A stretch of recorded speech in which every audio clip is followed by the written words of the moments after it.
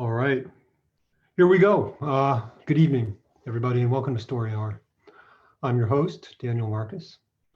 My co-host is Laura Blackwell, and we continue to ride out the pandemic, shut in and locked down, sheltering in place, all of that, going a little stir crazy, and still looking for ways to entertain ourselves and to entertain one another. So that's where Story Hour comes in. We turn to the second oldest form of entertainment in human history, which is basically a couple of people sitting around the fire telling lies. So each week we have two writers, a little less than 30 minutes each, and that's it. No Q&A. A couple of brief public service announcements because we can. Here we go. Before we get started, I just want to say if you're fortunate enough to be able to help others during the current soft apocalypse we're in the middle of, or really at any time, please consider the following two very worthy organizations. smyal.org has been working to empower LGBTQ youth by creating leadership development opportunities, after school programs, and counseling services designed to empower LGBTQ youth and educate their local communities. And they help these young leaders to build advocacy skills and access crucial resources that they're going to need to succeed. And obviously, during the current circumstances, they're really focusing on building these resources online to this end. So it's a terrific organization, smyal.org. Another good organization is spreadthevote.org. And spreadthevote.org has a very simple goal. The idea is to put a valid ID in the hand of every single citizen so that they cannot be disenfranchised in that manner. Spreadthevote.org. So if you're here via Zoom, please mute your mic. Feel free to leave your camera on. Feel free to use the chat pod if you're so inclined. Our Facebook Live friends, feel free to comment as well, although of course we can't see you. We're going to start with Craig. Craig Laurance Gidney writes both contemporary and genre fiction. He's the author of the collection See, Swallow Me and Other Stories from Leith Press, 2008. Skin Deep Magic from Rebel Satori Press, young adult novel Bereft from Tiny Satchel Press, and A Spectral Hue, 2019 from Word Horde. He's a lifelong Washington, D.C. resident. So, Craig, welcome. You have the floor. Thank you for the opportunity. I'm going to be reading a short story from my second collection, Skin Deep Magic. And this one is called Conjuring Shadows. And it's my sort of Borgesian sort of fiction. So it's a story within a story. Mrs. Alberta Dufresne's collection of Harlem Renaissance era art is small but impressive. She has a William Johnson piece, a sketch by Jacob Lawrence, and a maquette by Augusta Savage. Lesser known artists are included, along with a smattering of first edition volumes, such as Hurston's Of Mules and Men, and a file cabinet of correspondence.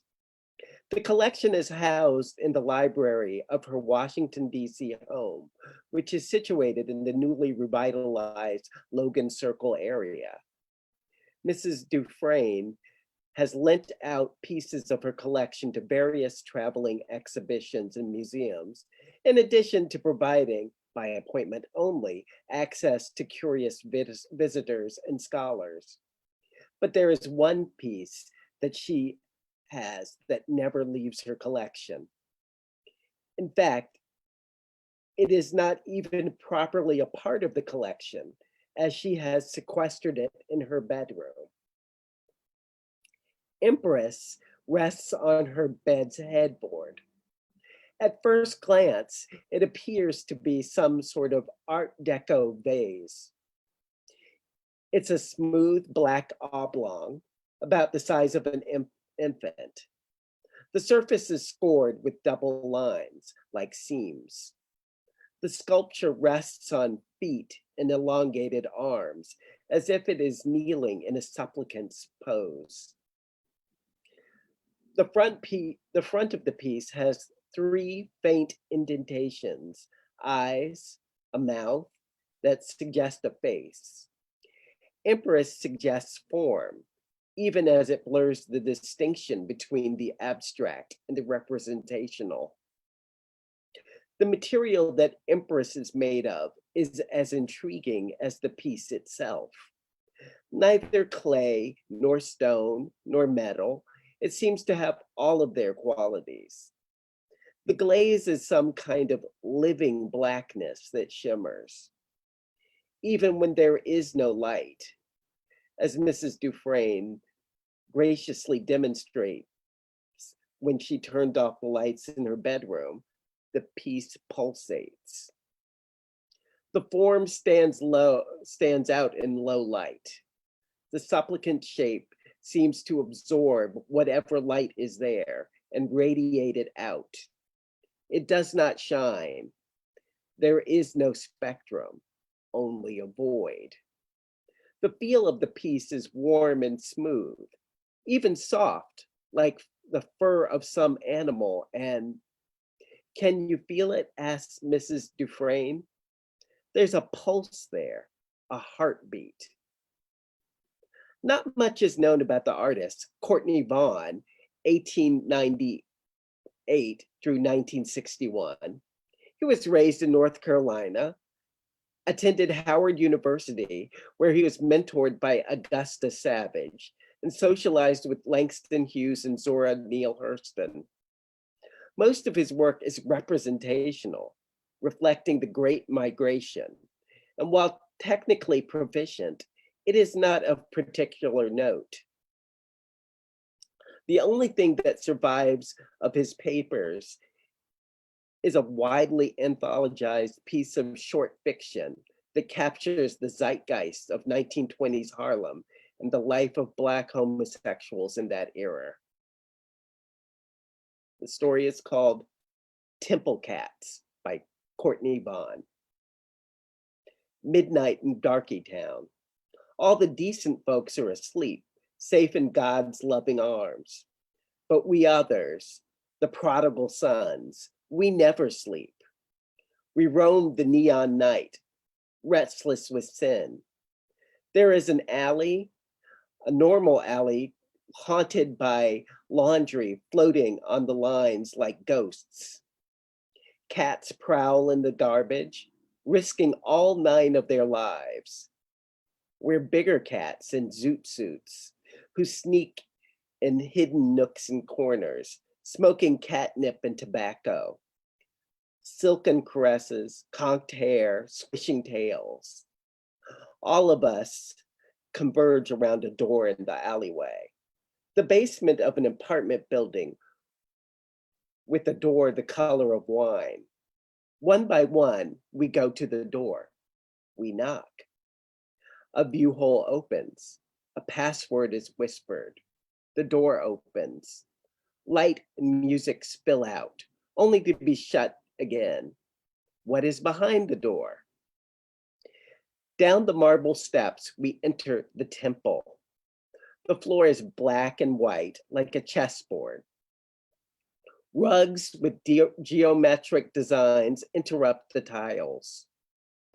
Potted palms sway in fan-stirred air.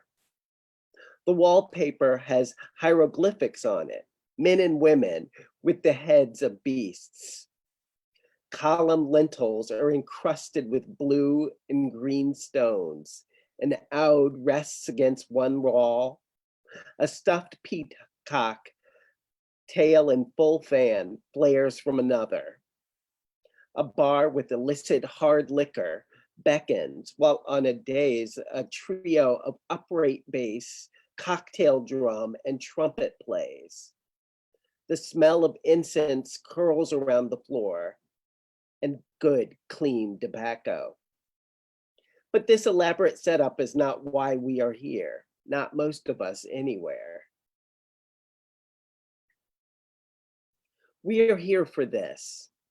men in darker hues who dance the dance of the prodigal, the kiss, the caress, the flirt, the thing that never can be seen in the world of above.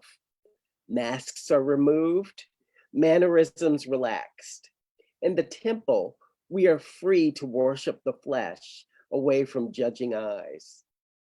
Here, we are free from euphemism, conjecture, scandal, and gossip. We whisper our secrets. Deals and rendezvous are made in shadowed corners. We are safe here. We temple cats weave and purr in the subterranean basement, attuned to the rhythms of night, jazz, and yes, the sacred. An hour passes, 2. Spirits are imbibed, as are kisses. Gradually, silence descends. We pause and glance at the stage. The musicians have stopped playing. The bass lies on its side like a woman laying down, and a woman emerges from the shadow. A giantess, her hips and breasts shaped like the bass, and she's strung with a sheer white gown that floats on her ebony body. It's belted at the waist with the golden snake of a belt. Her muscled arms are bare. Her hair is hidden by an elaborate white headdress made of horn, shells, and feathers that glow. We gasp and sigh in wonder. She is the goddess empress of this domain. She steps up to the lip of the stage. In her mother of pearl heels with silver straps and her headdress, she stands nearly 8 feet tall. "Greetings, my children," she says, extending her arm out in a gesture of welcome that holds all of us to her. We thrill at the sound of her voice, that rich, deep contralto. We are her children. We gather closer, eager for what is to come. The bassist comes and stands his instrument up and begins to pluck notes from it. The goddess empress begins to recite poetry in a foreign tongue. Both sounds bounce off the walls of the temple. It's a wild, mad journey through sound. This indeed is our church, and she sings the words like gospel hymns. Shouts of praise be rise from the audience. One cat in a charcoal gray suit swoons and claps and stomps his feet in some religious mania. The poem ends with a yell that echoes through the temple. The trumpeter takes up his golden horn and sends out a moan, and she recites another poem, this one in English. Her cadence and phrasing is beautiful. Do a few cheeks glisten with tears? Perhaps. She smiles at us, her faithful congregation. The music plays on, but before she leaves the stage to mingle with the masses, she blows a kiss out to us. The kiss, that collection of shadow, that collection of darkness and breath, flows through us. Each of us feels the moist tingle of lips at our throats, the atoms of the goddess empress's breath. It is warm. It is a mother's kiss, more. It is both sacred and profane, much like our midnight love. And it is the color of the kiss, the breath, midnight. It's a tangible thing, this expelled breath. It roams the temple. It soars in the ceiling, bouncing from draperies that depend from the rafters, a bird of shadow. It circles the pillar, an asp of shade. It prowls the checkered floor, panther-like. We return to our various coteries after having been blessed by her kiss. Drinks flow, cigarette smoke rises, music swells, and kisses begin to fall like rain. A ferocious pounding on the door interrupts the sway of things. The music stops, as does the chatter. The doorman opens the view hole. There's an aggressive exchange between the outside and the doorman. "It's the police, y'all." We tense, ready to flee, but it is hopeless. Where is there to go? We only know of the one entrance. The doorman looks to the goddess empress. "Let them in," she says. The door is unlocked, and in they flow, boys in blue, clubs and guns drawn. One of them, a tall brute of a fellow with a mustache like a comb, says in a booming voice, "Police, you are all under arrest for unlawful and immoral congregation, according to the decency code." We listen to him rattle off boilerplate legalese. We cease to coalesce. The wreckage of destroyed careers and families loom large in front of us. When the lead officer finishes his speech, the goddess empress proudly parts the masses that throng around her. She towers over him in her ivory gown and her baroque headdress. "Officer," she says in her dark, honey voice, "I am sure that we can come to an agreement." The officer steps back suddenly, almost as if she attacked him. Another steps forward and cracks her across the cheek. The goddess empress stumbles. Her headdress teeters, then crashes to the floor, and she is revealed. She is bald, and beneath the garish makeup are the features of a man. Blood drips on her creamy white gown. One of the cops laugh. Another murmurs, "Freak."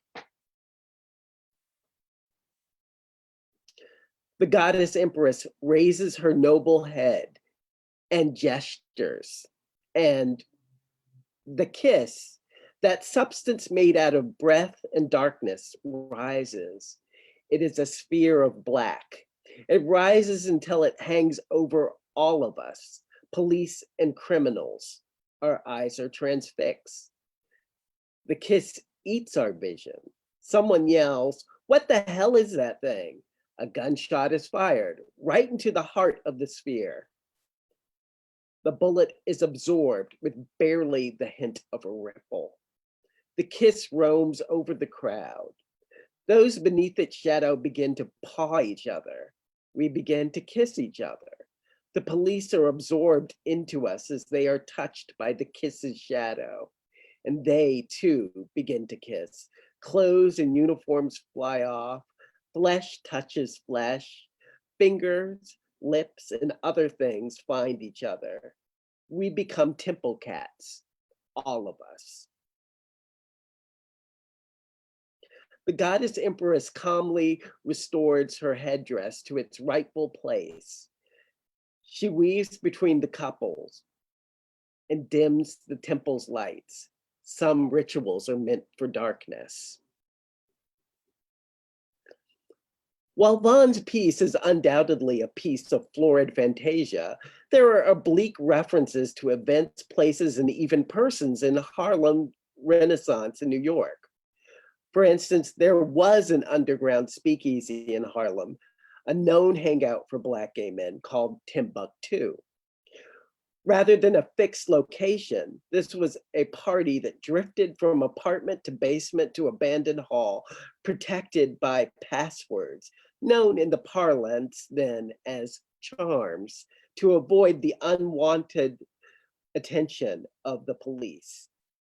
Timbuktu managed to avoid prohibition and decency raids for quite a while, but there is record of at least one such unfortunate event that ruined many reputations. The goddess empress character closely, but not completely, resembles a person who frequented both the art world and the Black gay scene, known as Madame Isis. She is mentioned here and there, a statuesque and theatrical woman who skirted around the edges of those milieux. Reports cobbled together from letters and interviews claimed that she was a wealthy patron of the arts. Other denizens believed that she was some kind of a literal madam, with her special clientele being men in the life. Some thought that she was just a meddlesome fag hag, while others believed that she had sapphic inclinations herself and lived vicariously through the lives of her ubiquitous coterie. Vaughn's tale is not the only one that casts her as a transgender person. Wilder rumors have conjectured her connection to the mob, and some claim that she was some kind of conjure woman trained in the arts of voodoo. All accounts claim that she was a giantess. No image of her survives. It's the end of the story. Thank you.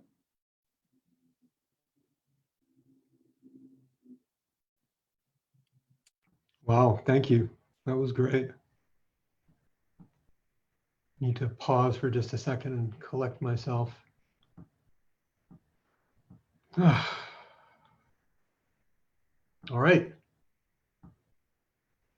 Benjamin C. Kinney is a neuroscientist, science fiction and fantasy author, and as the assistant editor of the outstanding science fiction magazine Escape Pod, he's a two-time Hugo finalist.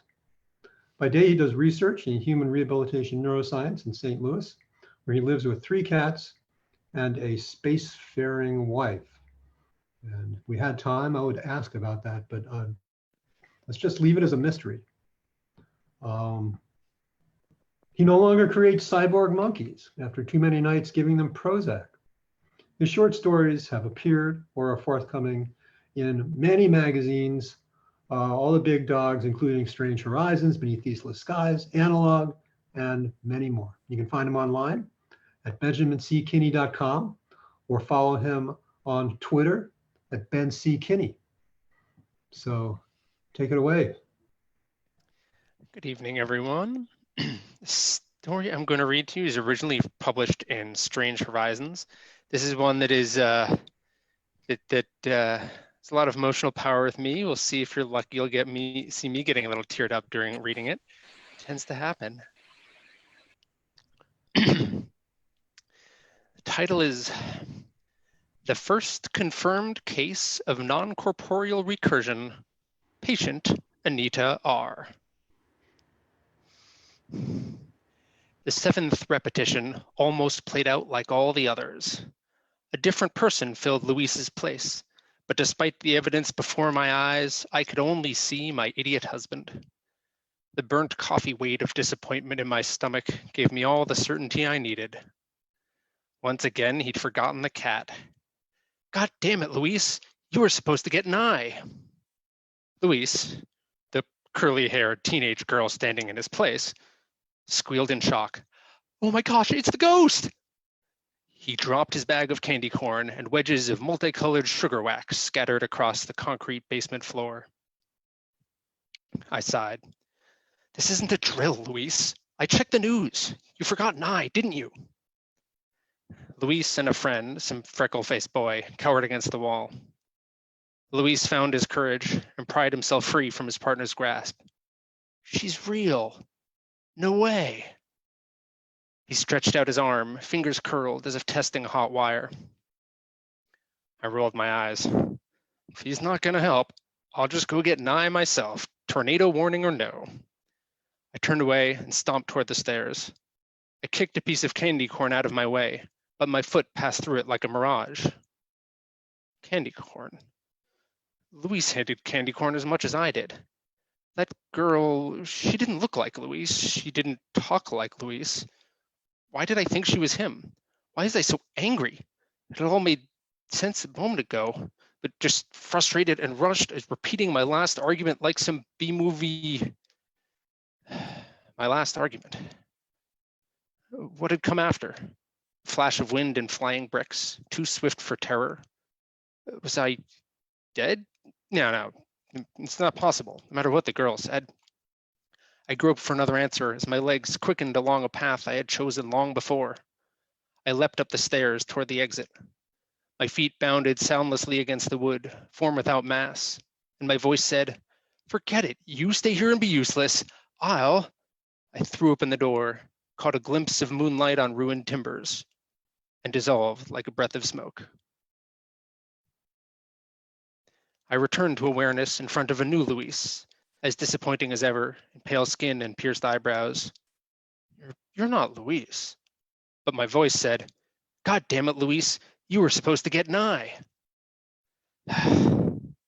Dead and stuck here with him, trapped by his sweet idiot incompetence in death as in life. This isn't a drill, Luis. I checked the news. You forgot an eye, didn't you? I curled my fists and forced myself to ignore the boy. He wasn't Luis, no matter how badly I wanted my husband to stand there and accept the blame for my death. My death. Ghosts, superstition, and nonsense. My prison, and my hypothesis. I didn't need to believe. I only needed to listen to the data. Maybe my lab had closed in the months or years since my death, but I could find another, stocked with electron and optical spectrometers that could make sense of whatever I was. But first, I needed to free myself from this video loop echo of my end. I don't care how many chapters you outlined. I asked you to stop by the hardware store today. A grin split my face. Different words. It wasn't the sentence I'd intended. But when ice melts, that first drop feels like a flood. Even if I couldn't escape my fights with my absent-minded husband, at least I could choose which argument to quote. What did I gain from another inch between the bars of the cage if I had no time to pry them open? I was already stomping up the stairs, shouting my final line before I threw open the door and dissolved like a breath of smoke.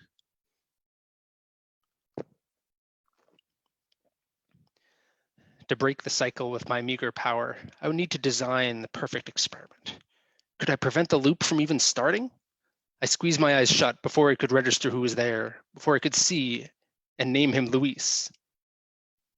I said, "Hello, Luis, are you home?" Silence, a shuffling of feet, and a man cleared his throat. "Who are you? Where'd you come from, lady?" I wanted to say, "I'm a ghost and I'm trapped repeating my last argument every time someone comes down here. Could you please call my graduate student or at least one of those Mythbuster shows? I've been at work since 6 this morning and I'm sorry, I cannot listen to a word of your stupid story until I've had a shower and a drink and some Chinese food. You called in our order, right?" He scuffed a foot. "Look, lady, if you don't want to share your squat, that's fine. Didn't mean to bother you. I'll be going." A sigh escaped my lips. "You were supposed to get an eye." Oh, I forced myself away from the script. "Look, don't yell at me. I could relax about this grant proposal if it wasn't the only thing keeping a roof over our heads." Not Luis ran past me, and the stairs rattled beneath his feet. "Come back. I can explain this somehow." I leapt up the stairs in pursuit, and he threw open the door, and sunlight flashed around him, and I dissolved like a breath of smoke. I clapped my hands over my mouth, but my voice rang as clear and angry as ever. "God damn it, Luis, you were supposed to get an eye." The words tasted more bitter every time.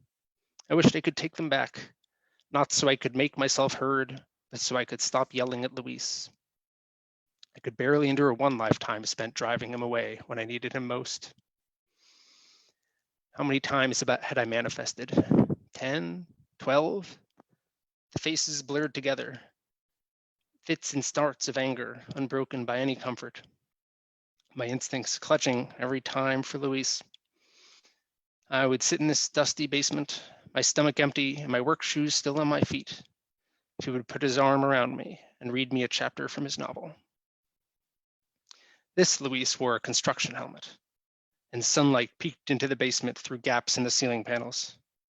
Earth crunched beneath the whir and grind of a backhoe.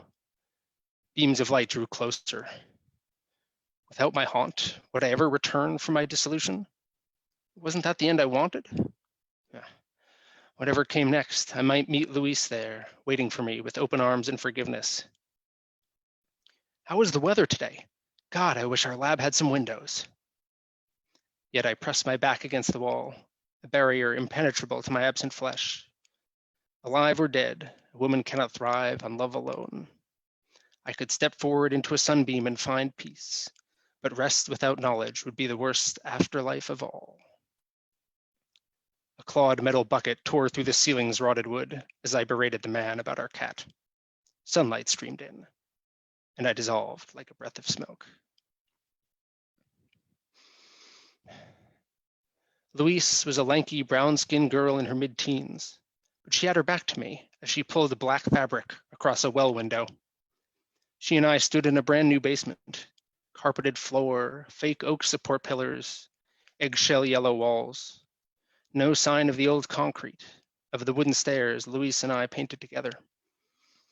I danced away from the last fleck of sun, and the girl tacked her curtain over the glass blocks. To the empty air, she said, "Brandy, stop watching the movie without me. I'm almost ready. I just need to set up the projector, and holy shit, there's some lady in here." God damn it, Louise, you...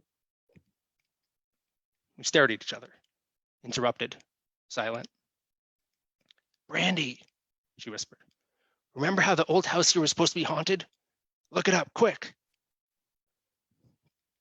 I said, "Shouldn't you have heard back from one of the agents by now?" She held out her hand, palm toward me, gesturing me to stop. She tipped her head and listened to her invisible phone. I frowned. "You said you were going to get an eye?" Her black eyes met mine. "Are you Anita Reyes? You must be. She died right here in 2015, chasing a cat named Bill Nye." I sank to my knees. My eyes stung, straining for tears.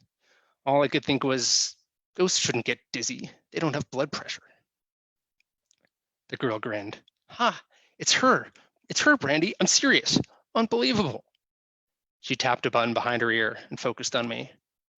Her smile shifted, sharp and watchful, an animal sniffing a new arrival. "Is you gonna haunt me now?"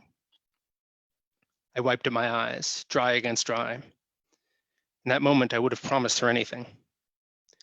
"If you're making progress, I'll cook dinner." She crossed her arms. "Okay, Miss Reyes, you're on camera. If you're a ghost, prove it." I leapt back to my feet. Giddy as the day I earned my thesis committee signatures. Finally, someone with the wherewithal to communicate. More than that, a hint that I could meet her challenge. My words still followed scripts from years with Luis, but for the first time in ages, I had spoken without resurrecting an argument. How could I prove myself to this girl? Eventually, I'd vanish and repeat, but this train of thought was too precious to risk. I had no possessing touch, no poltergeist tricks. My body wasn't properly material. The silent footsteps would hardly convince anyone, as long as my feet still treated floor and stairs as solid. How did that work? Why did the walls constrain me at all? The answer might depend not on their nature, but mine. Repetition of the past with all its limits. And the basement had no support pillars back when I lived. I reached out, and my hand passed through the pillar, as insubstantial as the candy corns so long ago. The girl clapped. "Awesome! Brandy, are you... Wait, what do you mean it won't come through? Let me send it again." Her face clouded over, and then she focused on me again. "So, Miss Reyes, problem. You do something weird to video, and I really don't have time to work on it now. I mean, you're a real live, dead ghost, and that's wild, but my girlfriend and I have been planning this all week. Could you come back later or something?" If I had that kind of control. Frustration hit me like a fist, and all I could say to it was, "This isn't a drill, Luis. I checked the news. You forgot Nye, didn't you?" She jerked back as if it slapped her. "What the hell? You're not listening to me. You're not listening to me, are you? I don't care about your husband or your cat or whatever. Luis Reyes died 6 years ago. You died 30 years ago.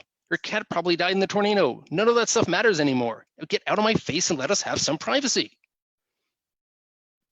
Her words pinned me, like a mounting pin through a butterfly. I want to shake her, to yell how or no, or maybe just beat my fists against her chest and say, you were listening to me, you can't just stop. As I stomped up the molded plastic stairs, the girl laughed, a single dry breath. God, I don't know why I'm yelling at her. Sorry, Brandy. The stupid thing can't even hear me. I said, forget it. You stay here and be useless. I threw the door open and entered the hallway. The wall in front of me had a framed photograph of an Indian couple, bejeweled and hennaed for their wedding. Momentum carried me another step forward onto the hardwood. Voices echoed from a distant corner of the house, muffled by my white-knuckle thoughts. I was outside the basement. Was I no longer bound? Or had I never understood the rules? Footsteps rose behind me. I stepped forward toward the photograph and living voices. I rounded the corner into the bright gray light cast by a half-curtain window and dissolved like a breath of smoke. I only got as far as, God damn it, Luis, before the girl grinned like a wolf trap and turned on the lights. I blinked in the sudden glare, quick and warm, unlike any bulb I knew. My chest relaxed, expecting dissolution. But there I stood, intact beneath the electric glow. I said, not right now, I'm thinking. It was a lie. She was the one experimenting on my nature. I could only remember the taste of our last conversation, the bitterness of its absence, and that one elusive moment when I spoke without anger. Her eyes narrowed, annoyance honed by pride. She yanked open the makeshift curtains, and pins popped from the wall to reveal glass blocks, the blurry shine of moonlight, and my dissolution.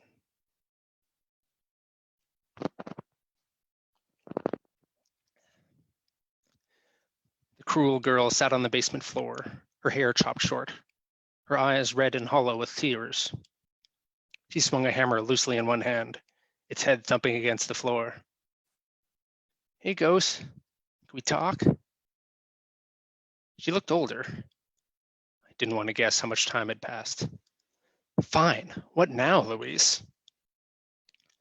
She smiled, more sour than amused. At least someone has the time to listen to me. Her fingers tightened on the hammer. Brandy said she wouldn't go to Northwestern unless we both got in. He promised we'd never have to do the long distance thing again. She hurled the hammer across the room. It clanged against a pillar and landed heavily on the floor. But I guess she cares more about Chicago. I groped for a memory that might comfort her.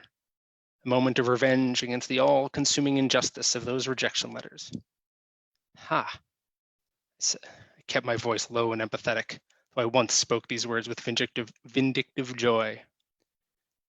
Brown wouldn't let me in as an undergrad, but now they're going to pay my graduate stipend. She studied me more closely. Was that an answer? Hey, captive audience, if you understand me, say something about your job. Luis, you're amazing. Hold on, I have to call the Cellular Imaging Center and cancel tonight's scans. That's a good thing. You give me a great idea. I'll have a way better slice for them to run next week. A smile snuck through her face, like a sliver of sun on an Antarctic spring. All right. So what do you think, Ghost? What do I think? There's no escape from the people you love. They'll infuriate you, disappoint you, and drive you mad. But you can't control them, and you can't control how much you love them. But maybe you can choose how you respond to that impossible knot of resentment and love. I said, sometimes I feel like we're having the same argument every day. Well, that's because you're still talking to... Her smile vanished. This isn't about you, Ghost. Denial yanked me forward, like railroad tracks beneath a locomotive. This isn't a drill, Luis. God, you're so self-absorbed. She leapt to her feet. Not even the ghost trapped in my basement will listen to me.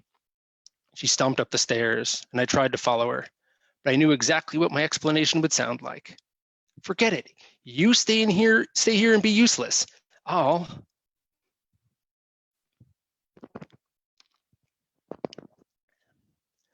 same dried tears still furrowed her cheeks. She sat on the floor with her legs folded up, her arms around them. She mumbled, "Sorry." Even without a body, I could feel the course of my frustration.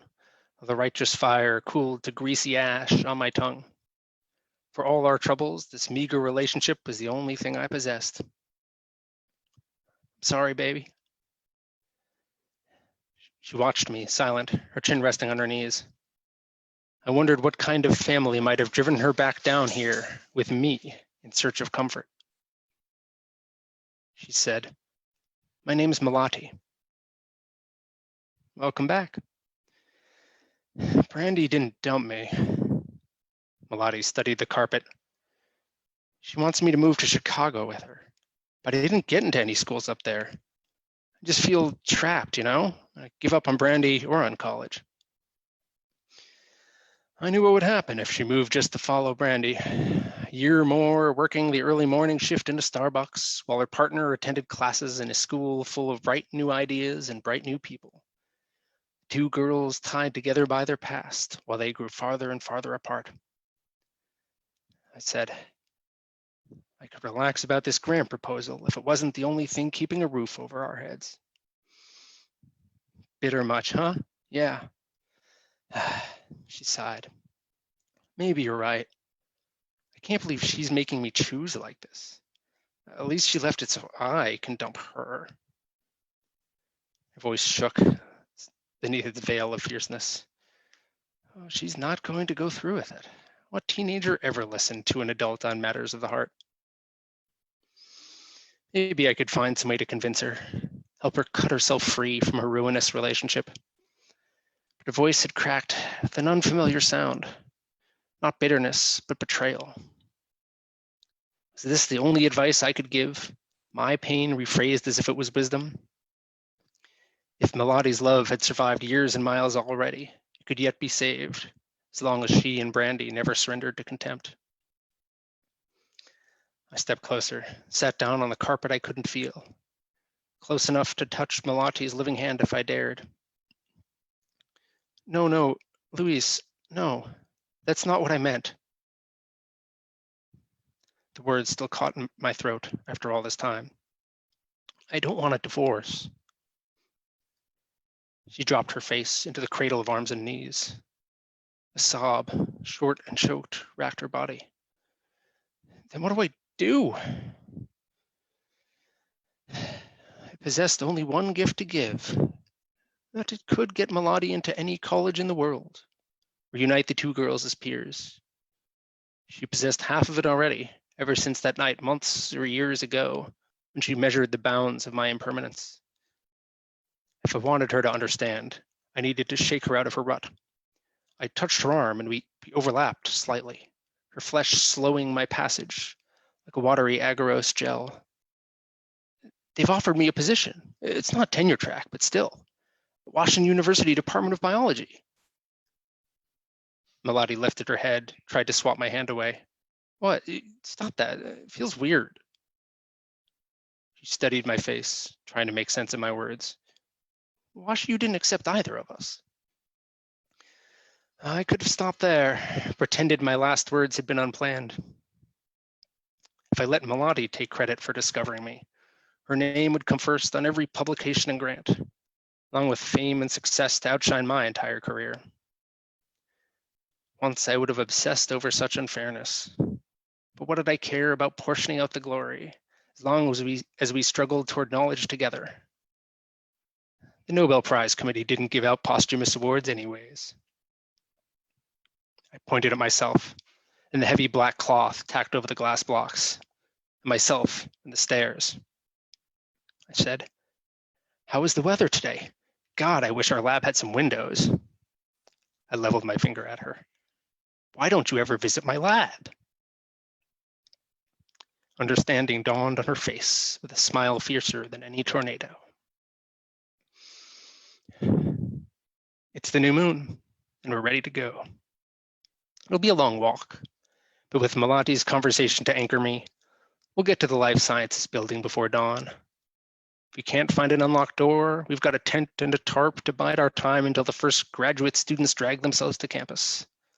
I could pass through the walls without Malati, but I can't finish this alone. Our plan might not work. I've gone outside only once, in the too short hour between moonset and dawn. I felt the give of grassy earth beneath my feet, watched the light of street lamps gleaming on the houses, white polymer siding. Malati's house, not mine. No trace of the early 20th century brick beauty Luis and I fixed up. When I step onto that sidewalk, this place won't even have a memory of us. Malati tightens the straps on her backpack. Let's show those dicks at Northwestern what they're missing. I know, right? Candy corn is disgusting. We step into the moonless night and forward. The end.